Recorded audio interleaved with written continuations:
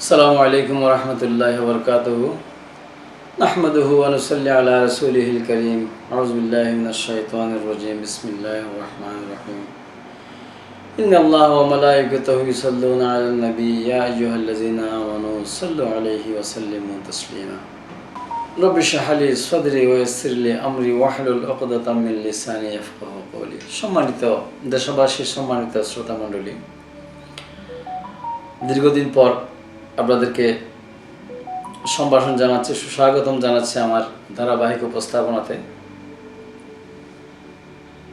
একটা বিষয় অ্যাকচুয়ালি পারিবারিক এবং সামাজিক সুখ বা প্রশান্তি নিয়ে আমি দীর্ঘদিন উপস্থাপন করে আসতেছিলাম, এবং আমার উপস্থাপনার যে মৌলিকত্ব ছিল সেটা এই যে বারংবার করে বলতেছি, মুসলিম কিংবা হিন্দু কিংবা বৌদ্ধ কিংবা খ্রিস্টান কিংবা জাতি গোষ্ঠীর কোনো বিভেদ কিংবা পার্থক্য বিবেচনা না করে নিরঙ্কুশ একটা জ্ঞানের আধার উৎস থেকে আমি কথা বলে আসতেছিলাম, এবং সেই উৎসটা হলো কি? আউযু বিল্লাহি মিনাশ শাইতানির রাজীম। বিসমিল্লাহির রাহমানির রাহিম। يا أيها الناس قد جاءكم برهان من ربكم وأنزلنا إليكم نورا مبينا। سبحان الله। সূরা আল কোরআন, সূরা নিসার 174 নম্বর আয়াত। এর সরল অনুবাদ হচ্ছে, হে মানুষ। এর একটু আগে যেটা বলেছিলাম, এখানে কোনো মুসলিম, হিন্দু, বৌদ্ধ, খ্রিস্টান, বজ্র, অভদ্র, ছোট বড় এমন কোনো কথা আল্লাহ রাব্বুল আলামিন মেনশন করে নাই। উনি বলেছেন, হে মানুষ, ইয়া আইয়ুহাল ইনসান, তোমাদের মালিকের কাছ থেকে তোমাদের কাছে একটি উজ্জ্বল প্রমাণ, উজ্জ্বল নক্ষত্র, উজ্জ্বল বিধান এসেছে, এবং আমি তোমাদের কাছে এটা একটা জ্যোতি মানে কি? লাইট। আমরা না অন্ধকারে পথ চলার জন্য আমরা কি ব্যবহার করি? টর্চ লাইট কিংবা ইলেকট্রিক্যাল লাইট কিংবা যে কোনো এক ধরনের আলোকবর্তি থেকে ব্যবহার করি। আল্লাহ বলছেন যে পৃথিবীর জীবনটা পরিচালনার জন্য তোমাদের জন্য একটা আলোকবর্তিকে আমি পাঠিয়েছি, সেটা হচ্ছে আল কোরআন। অতএব আমি এই আল কোরআন থেকে কথা বলতেছি আপনাদের জন্য, এবং মূলত সাবজেক্ট ছিল পরিবারের সুখ কিংবা সুখী পরিবার, পারিবারিক শান্তি কিংবা শান্তিময় পরিবার, কিংবা সামাজিক শান্তি বা শান্তির সমাজ, এই বিষয়কে কেন্দ্র করে। তবে এখানে একটা জিনিস আপনাদেরকে না বললে যেটা হয় না, সেটাও সেই কিতাবের মধ্যে আল্লাহ পাক সুবহানাহু ওয়া তাআলা বলেছেন, সূরা বাকারার 256 নম্বর আয়াতের মধ্যে। আয়াত বা সেন্টেন্সের সংখ্যাগুলো আমি বলতেছি এই কারণেই যে আমার 5-10 মিনিটের উপস্থাপনা আপনি শোনার সময় নাও হইতে পারে, কিংবা আমি যেভাবে বুঝছি সেটা আপনার বোধগম্য হওয়ার জন্য আপনি বারংবার রিপিটেডলি আপনাকে এটা চর্চা করতে হতে পারে। সেই জন্যই আমি চাই আপনি বা আপনারা কোরআন কারীম নিয়ে ওই আয়াতটা, ওই সূরার আপনি নিজেরই চর্চা করুন। বারংবার চর্চা করলে এটা আপনার আরো বেশি বোধগম্যতা আসবে ইনশাআল্লাহ। 256 বাকারা। লা ইকরাহা ফিদ-দীন ক্বাদ তাবায়্যানার রুশদু মিনাল গায় ফামান ইয়াকফুর বিত-তাগুতি ওয়া ইউমিন বিল্লাহি ফাকাদ ইসতামসাকা বিল উরওয়াতিল উসকা লা ইনফিসামা লাহা ওয়াল্লাহু সামিউন আলীম। আমি সংক্ষেপে এটার অর্থ বলেছি। এর অর্থ হচ্ছে, এই আল্লাহর কিতাব মানার ক্ষেত্রে কারো প্রতি বাধ্যবাধকতা নাই, জবরদস্তি নাই, এবং আল্লাহর দেওয়া নিয়ম কানুনের মধ্যে আল্লাহ বলছেন অতিরঞ্জন করিও না। লা ইকরাহা ফিদ-দীন মানে এখানে ধর্ম বা বিধান, জীবন বিধান আল্লাহ যেটা দিয়েছেন সেটার মধ্যে অতিরঞ্জন করার কোনো সুযোগ নাই, এটা নিষেধ করেছেন। আর জবরদস্তিও নাই। অতএব আমার উপস্থাপনা আপনি শুনবেন কিংবা শুনবেন না, বা শুনলেও যে মানবেন কিংবা অনুসরণ করবেন, আমি এটা এক্সপেক্ট করতেছি না। রাদার দ্যান দ্যাট, আল্লাহর দেওয়া যে আখল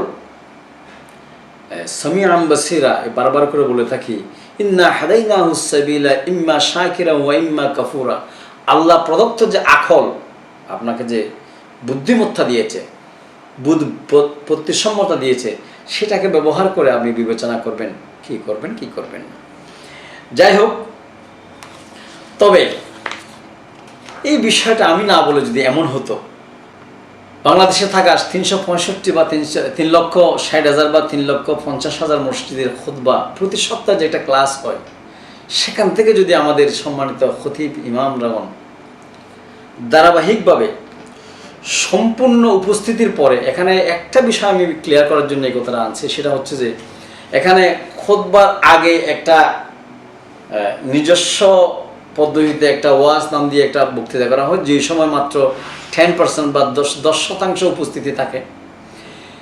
যখন সম্পূর্ণ মানুষজন আসে তখন এমন একটা খুতবা দেওয়া হয় মিম্বরে উঠে, যেটা আসলে উপস্থিতির 95% বা 195 জন লোক কিছুই বুঝে না। এবং এই প্রক্রিয়ার মাধ্যমে মানুষের মধ্যে এমন একটা বোধগম্যতা এসেছে, জুমার নামাজ বলে একটা শব্দ চলে আসছে। অ্যাকচুয়ালি জুমাবারটা ছিল খুতবা বা বক্তৃতা বা নসিহতের মাধ্যমে একটা সমাজ পরিবর্তন করার প্ল্যাটফর্ম। অতএব আমার এই উপস্থাপনা যদি সেখান থেকে প্রতিনিয়ত সূচিপত্র করে ধারাবাহিকভাবে এলাকার ওই স্থানের অবস্থার প্রেক্ষাপটে যদি প্রতিনিয়ত একটা অনার্স কোর্স বা একটা শিক্ষা ব্যবস্থার মতো করে, পাঠ্যসূচির মতো করে যদি এটা বলা হতো, তাহলে আমাদের এই দেশ সোনার বাংলা হওয়া কিংবা স্মার্ট বাংলাদেশ হওয়া, বাট স্মার্ট নাগরিক তৈরি হওয়া, ইংরেজিতে স্মার্ট, আপনি আরবিতে বললে সালেহীন, কিংবা বাংলাতে বললে সভ্য, যেভাবে বলেন না কেন, এটা তৈরি হওয়া বেশি দিনের কথা ছিল না। বিকজ 3.5 লক্ষ মসজিদ, 352 দিনের মধ্যে 52টা সপ্তাহ, 52টা জুমাবার, 52টা ক্লাস, এটা সবচেয়ে বেশি কার্যকরী হতো। আমি আশা করবো আমার শ্রোতা মণ্ডলীরা এই বিষয়গুলো নিয়ে নিজেরা চিন্তা যেমন করবেন। অন দ্য আদার হ্যান্ড, এখানে আরেকটা বিষয় সৃষ্টির কৌশলের মধ্যে আছে যে কি, সুবহানাল্লাযী খালাকাল আজওয়াজা কুল্লাহা মিম্মা তুনবিতুল আরদ, পৃথিবীর সব কিছু জোড়া জোড়া সৃষ্টি করা হয়েছে, নারী এবং পুরুষ, কিংবা জেন্ডার ইংলিশে বললে ফিমেল, মেল ইত্যাদি ইত্যাদি। আমি খুব ভয় পাচ্ছি যে আমাদের দেশে প্রচলিত ইমাম, খতিব কিংবা যে বড় বড় আলেম যারা আছেন, কিয়ামতের দিন একটা বিষয়ে তারা জবাবদিহিতার আওতায় আসবে আল্লাহর কাছে, কিভাবে কেন তারা নারীদেরকে সেই মসজিদের খুতবা কিংবা ঈদগাহর খুতবা কিংবা এই জাতীয় ইসলামিক জ্ঞান অর্জন বা সভ্যতা অর্জন কিংবা এই জাতীয় চর্চা থেকে কীভাবে দূরে রাখলো তারা। এটার জন্য কঠিন জবাবদিহি করতে হবে এবং সবার আগে তারা বিচারের কাঠগড়ায় এই অপরাধের জন্য অপরাধী হবে বলে আমি শঙ্কা করতেছি। যাই হোক, এটা প্রাসঙ্গিক কথা। আমার মৌলিক কথা ছিল যে পারিবারিক শান্তি কীভাবে আসবে। অ্যাকচুয়ালি প্রত্যেকটা পরিবারে, এই তো অনেকগুলো পর্বের মধ্যে এটা মনে হয় 14-15তম পর্ব হতে পারে। আমার হিসাবে, আমার উপস্থাপনাতে, আমার স্টাডিতে, আমার ক্ষুদ্র জ্ঞানে যেটা বলছি, প্রত্যেকটা ইমাম সাহেব, খতিব সাহেব, প্রত্যেকটা পিতা, প্রত্যেকটা মাতা, প্রত্যেকটা যত প্রতিনিধি এবং প্রত্যেকজন যে অনুষ্ঠান বা প্রতিষ্ঠানের প্রধান হবেন এবং প্রত্যেকটা যারা বিয়ে করবে, ছেলে হোক আর মেয়ে হোক, শ্বশুর হোক শাশুড়ি হোক, তাদেরকে এই সুখী পরিবার বা শান্তির পরিবার বা সমৃদ্ধ পরিবারের জন্য অন্তত পক্ষে আল্লাহর কিতাব থেকে সূরা হুজরাত, আমি রিপিটেডলি বলতেছি, সূরা হুজরাত, সূরা লুকমান পূর্ণভাবে, সূরা রুম, সূরা বনী ইসরাইল, সূরা আন-নূর এবং সূরা আলী ইমরান, সূরা তাহরিম, এই অন্তত পক্ষে এই কোরআনের এই কয়টা অধ্যায়ের বাংলা অর্থটা তাদেরকে পড়ে হলেও শোনানো দরকার ছিল। তাহলে হতো কি, একটা সুখী সমৃদ্ধ সভ্য পরিবার সমাজ কিভাবে গঠন করা যায় সেটা যথেষ্ট হয়ে যেত। আমি আশা করি এই মেসেজটুকুন আপনারা আপনাদের যারা সামনে বিবাহ করবে বা যারা ছেলে মেয়েকে বিবাহ করাবে কিংবা যারা সামনে ইমাম রাখবে বা যাদের ইমাম খতিব আছেন, প্রত্যেকের এই বিষয়টাকে গুরুত্ব দেওয়া উচিত বলে আমি মনে করতেছি। যাই হোক, আমি সংক্ষেপে আরও কয়েকটা টিপস যদি আমি দিই সূরা নিসা থেকে, আজকে সবচাইতে বেশি সূরা নিসার শিক্ষণীয় বিষয়গুলো যদি আপনাদেরকে জন্য, প্রথম আয়াতের মধ্যে বলছে যে তোমরা যেই গর্ভধারিণী মায়ের মাধ্যমে তোমাদের বংশ বিস্তার হয়েছে, তোমাদের পৃথিবীতে মুখ দেখেছ, তার যথাযথ হক আদায় করো।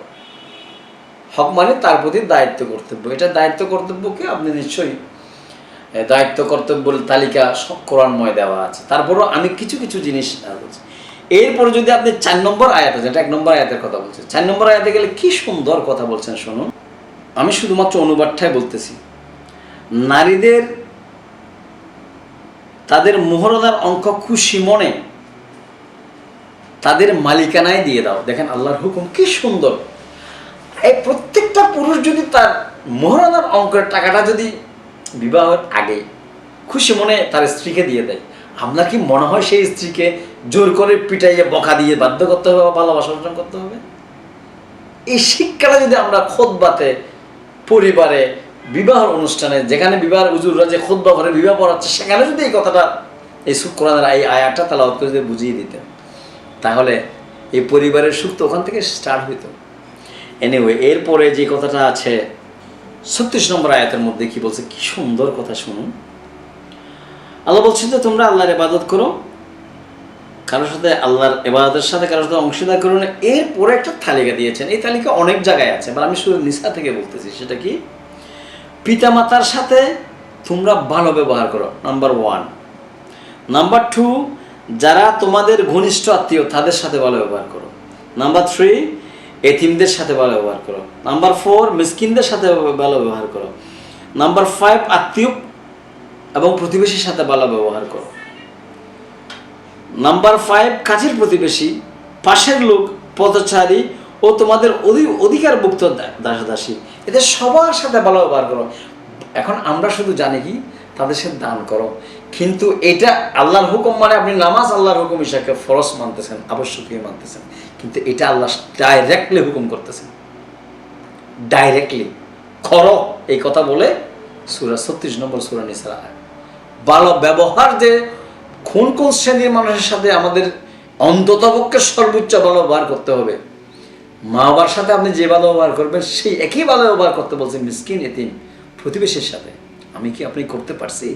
সেই শিক্ষাকে আমার সন্তানকে, আমার স্ত্রীকে, আমার ভাইকে আমি দিতে পেরেছি?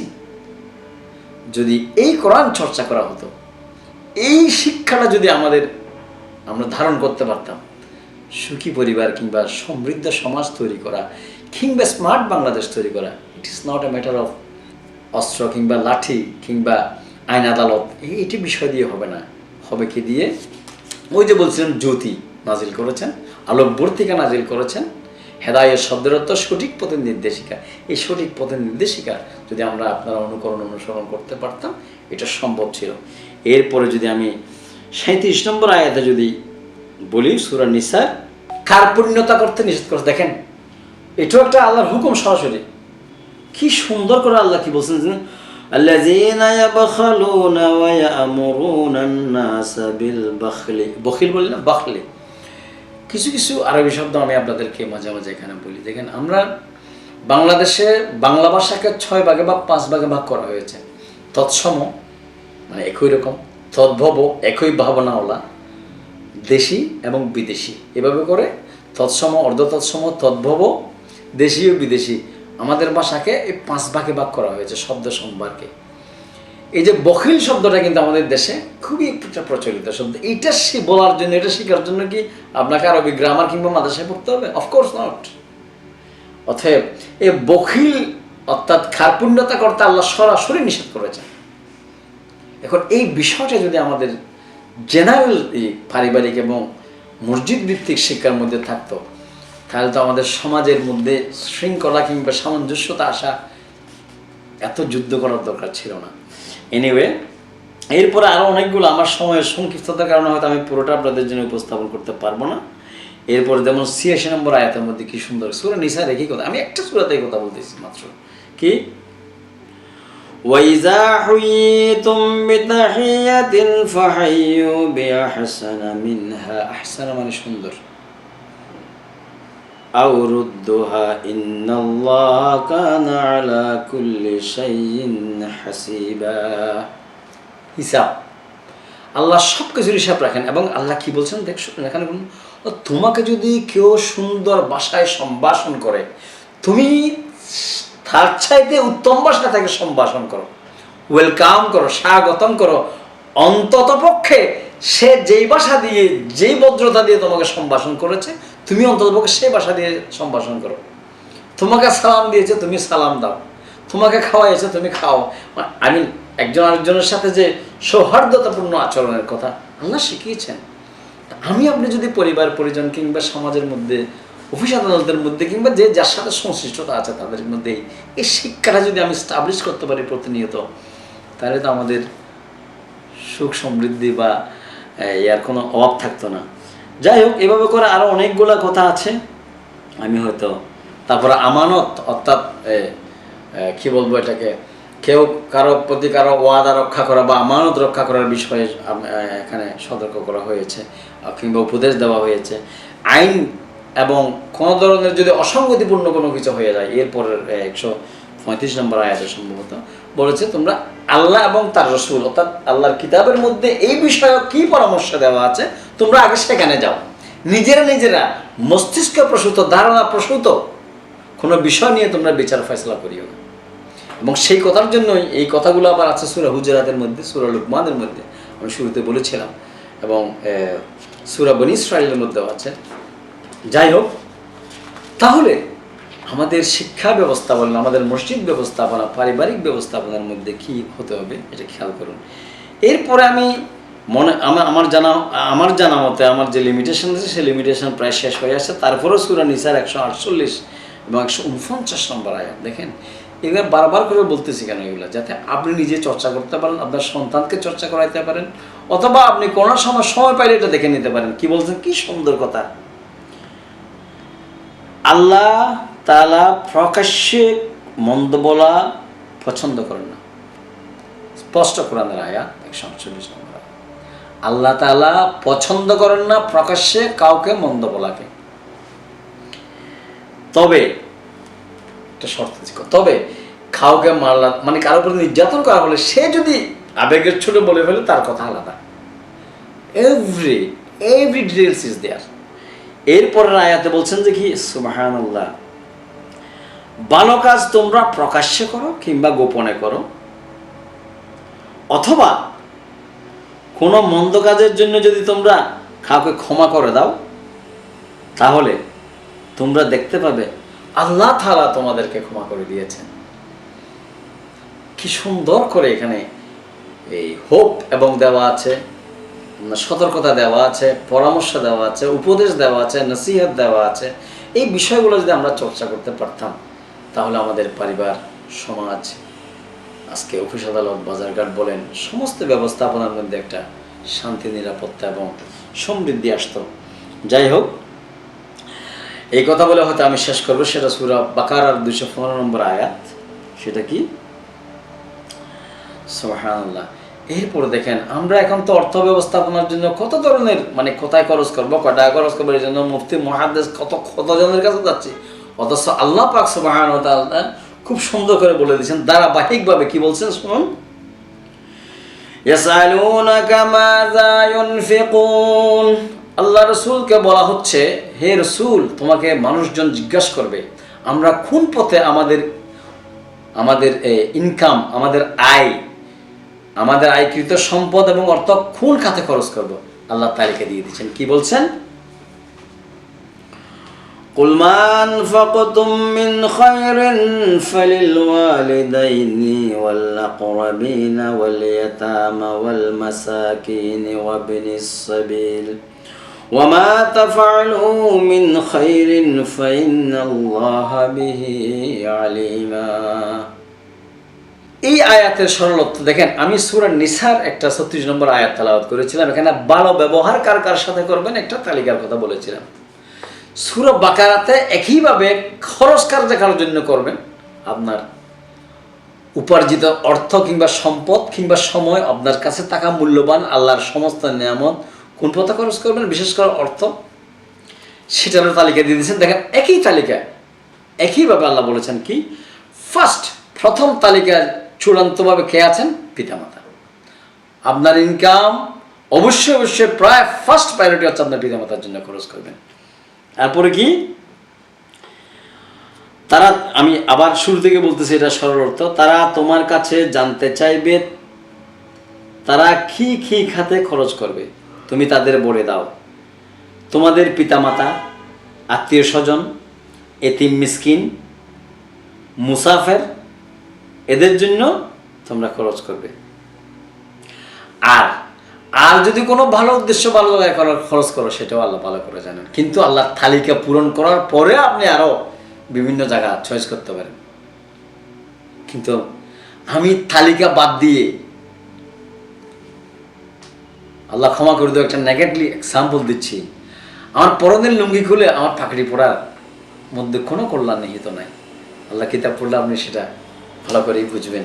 আমি আশা করি আপনারা সকলেই আল্লাহ কিতাবের অনুবর্তী হয়ে সেটাকে অনুসরণ করবেন।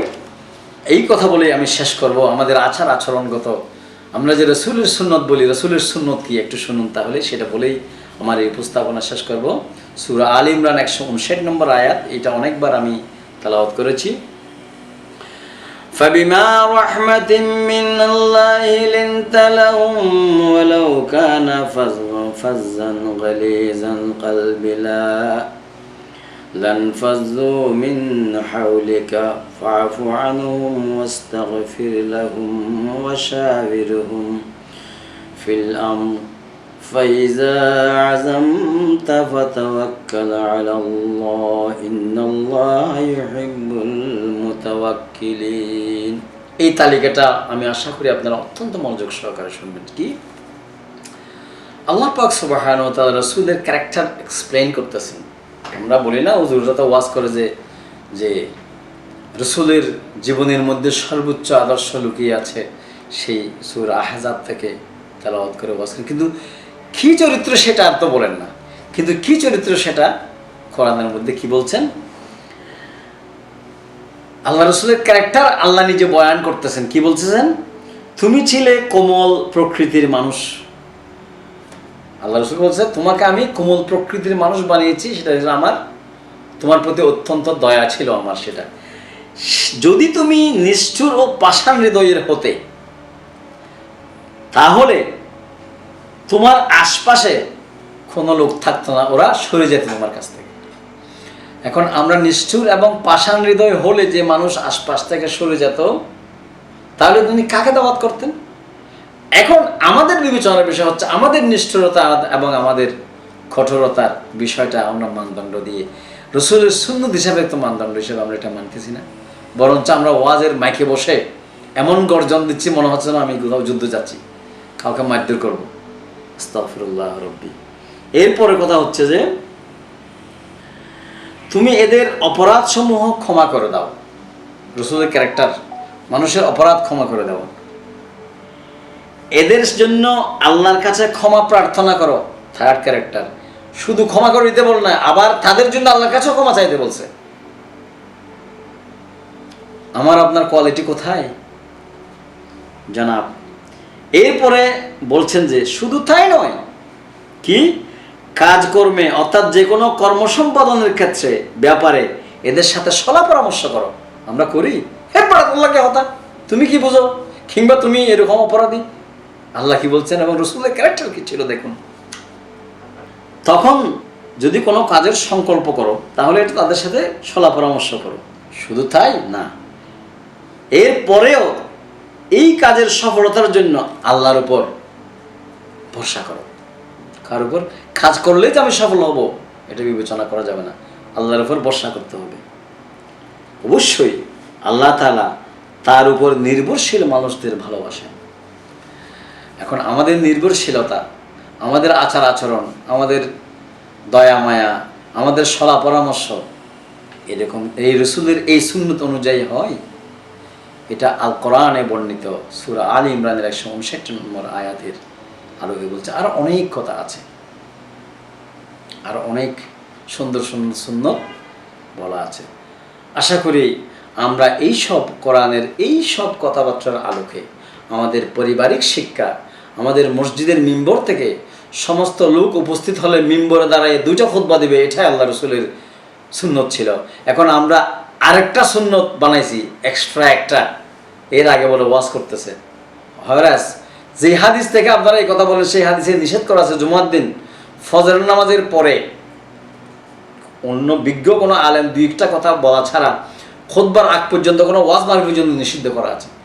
আপনি হাদিস পড়েন, আমার অন্য উপস্থাপনার মাধ্যমে এটা আছে, এবং আমি মাঝে মাঝে এই হাদিসগুলো আপনাদেরকে বলবো। আমি 20টা হাদিস অ্যানালাইসিস করে এই উপস্থাপনা আপনাদের জন্য করতেছি। আল্লাহ পাক সুবহানাহু ওয়া তাআলা আমাদের সকলকে বুঝে শুনে আল্লাহর কিতাব, আল্লাহর নূরকে উৎস বিবেচনা করে সেখান থেকে জ্ঞান অর্জন করে, শিক্ষা অর্জন করে আমাদের সন্তান সন্ততি, আমাদের পরিবার পরিজন, আমাদের স্ত্রী, আমাদের বিবাহশাদী, আমাদের সামাজিক ব্যবস্থাপনা, আমাদের মসজিদের ব্যবস্থাপনা, আমাদের ব্যবসা বাণিজ্য সব কিছুকে পরিচালনা করার তৌফিক দান করুক। আমিন। আসসালামু আলাইকুম ওয়া রাহমাতুল্লাহ।